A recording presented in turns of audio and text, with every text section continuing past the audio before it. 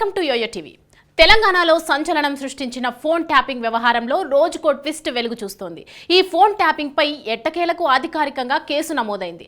Telegraph act కు attach చేస్తూ నాంపల్లి కోర్టులో మెమో దాఖలు చేశారు. దీంతో దేశంలోనే తొలిసారిగా టెలిగ్రాఫ్ యాక్ట్ కింద కేసు నమోదవ్వడం హాట్ టాపిక్ గా మారింది. ఈ నేపథ్యంలో కొన్ని ప్రశ్నలు తలెత్తుతున్నాయి. భార్యాభర్తలు, కుటుంబ సభ్యులు, ఫ్రెండ్స్ ఇలా మనం ఎవరితో మాట్లాడుకున్నా ప్రభుత్వం ఏర్పాటు చేసిన పోలీస్ వ్యవస్థకు వినే అధికారం ఉందా? మనకు ప్రైవసీ లేదా?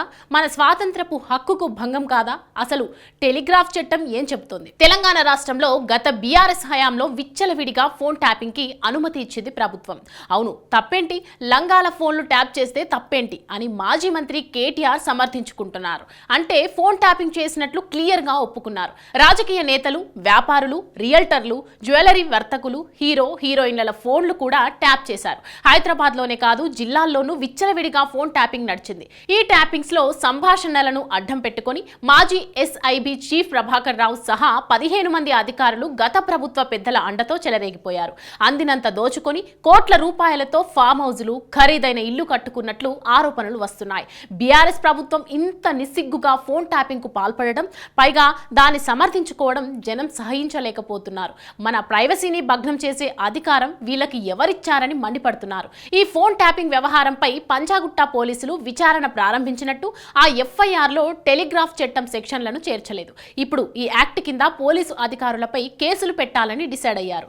దేశ చరిత్రలోనే టెలిగ్రాఫ్ చట్టం కింద నమోదైన మొదటి కేసు ఇదే అవుతుంది. టెలిగ్రాఫ్ చట్టం ద్వారా మన రాజ్యాంగం పౌరులకు రక్షణ కల్పించింది. ఈ చట్టంలోని 25వ నిబంధన చాలా శక్తివంతమైంది. అనుమతి లేకుండా ఫోన్ ట్యాపింగ్ కు పాల్పడిన వారికి 3 ఏళ్ల దాకా జైలు శిక్ష పడుతుంది. ఇంకా కొన్ని నిబంధనల ప్రకారం నిందితులకు ఏకంగా 10 ఏళ్ల దాకా జైలు శిక్ష వేయాలని చట్టం చెబుతోంది. ఫోన్ ట్యాపింగ్ కి సంబంధించిన సరైన ఆధారాలు దొరకడం లేదు కాబట్టి ఇప్పటిదాకా ఈ చట్టం మీద ఎలాంటి కేసులు నమోదు కాలేదు. బీఆర్ఎస్ ప్రభుత్వ పెద్దల అండతో జరిగిన ఫోన్ ట్యాపింగ్ వ్యవహారంపై పోలీసులు పక్కాగా ఆధారాలు సేకరించారు. కేసును నిరూపించగలమని గట్టిగా నమ్ముతున్నారు. అందుకే ఈ యాక్ట్ ను ప్రయోగించాలని డిసైడ్ అయ్యారు. కోర్టును పర్మిషన్ కూడా కోరారు. ఇక మొత్తంగా ట్యాపింగ్ కేసులో రేపో ఎల్లుండో కీలక వ్యక్తులు బయటకు వచ్చే అవకాశాలు కూడా కనిపిస్తున్నాయి. ఈ యాక్ట్ కింద వారిపై కేసు నమోదు చేస్తే జైలుకెళ్లడం పక్కా అని అంటున్నారు.